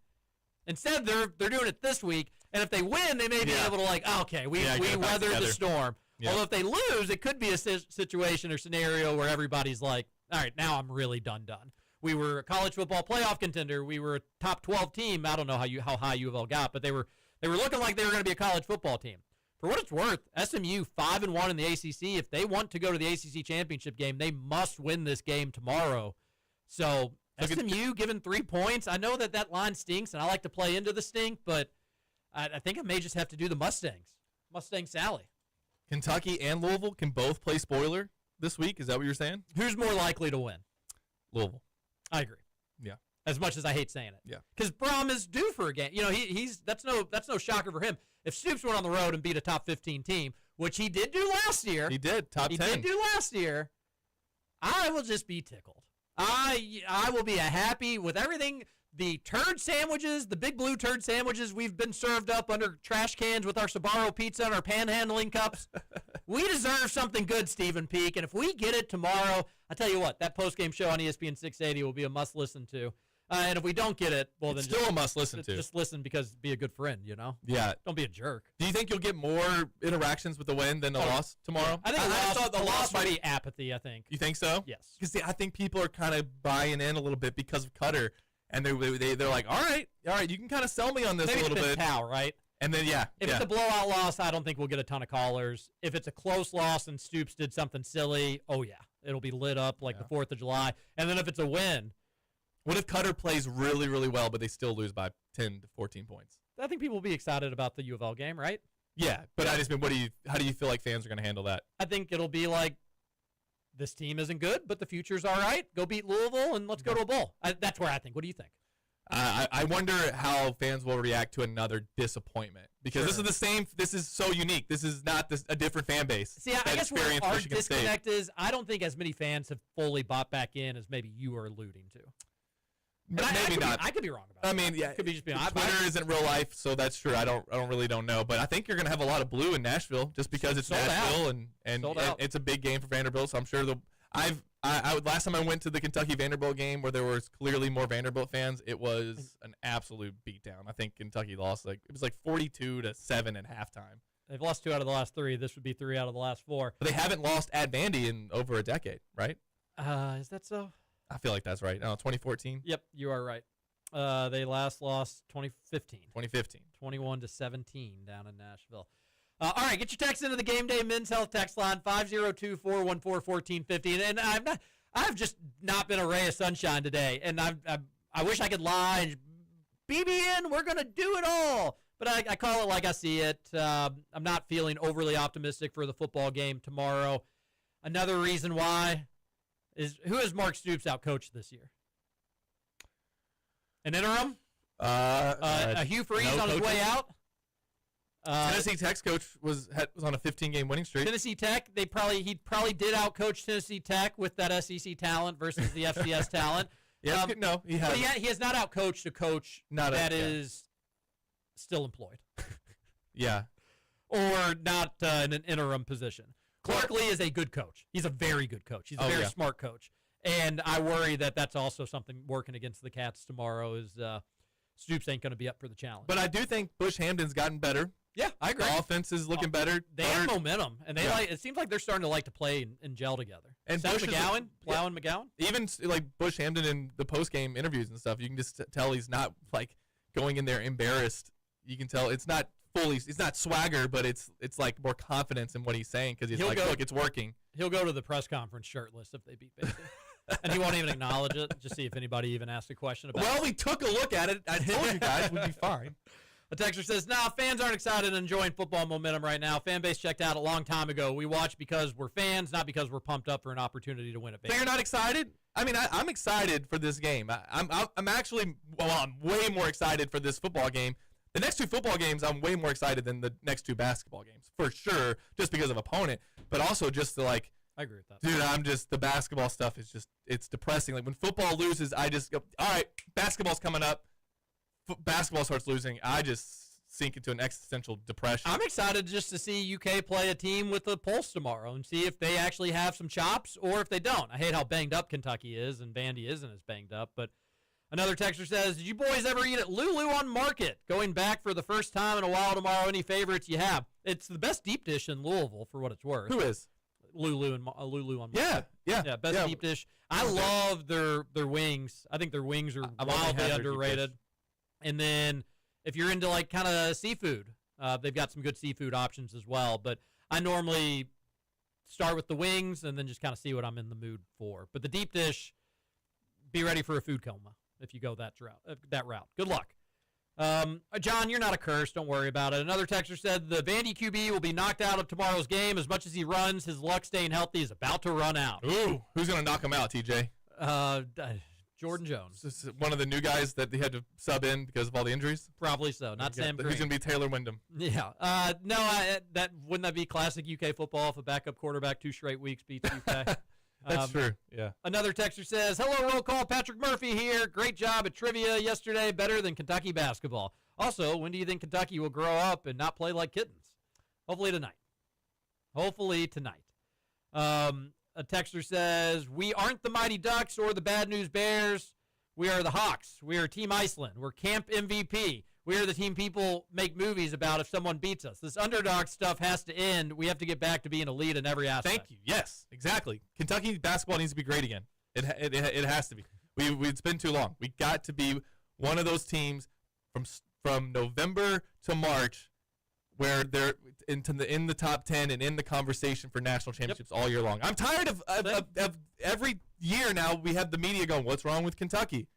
Getting real sick of that. Sbarro being your favorite pizza might be crazier than the dream itself. My favorite New York style pizza. I don't think I added that. I do like Sbarro. It's not truly my favorite pizza. I'm just playing off the Office quote there a little bit. Mark Pope has one post-game comment about the Titanic from being Kenny Payne. That is funny. Mike Rutherford's tweet of Mark Pope and Satterfield. It was like the Scooby-Doo meme where you take the mask off. That's pretty good. I hope it's not true, but it was pretty good. Please, for the love of all things holy, can the data collection part of the season be over? Hopefully Pope can tighten the rotation. We agree. All right, everybody. Thanks for the text. Their producer Matt supposedly has a fun song, so we'll listen to that. Have a good weekend. Be safe. Go Cats. I've got UK winning tonight, losing in football tomorrow. Hard while he's pulling his hair.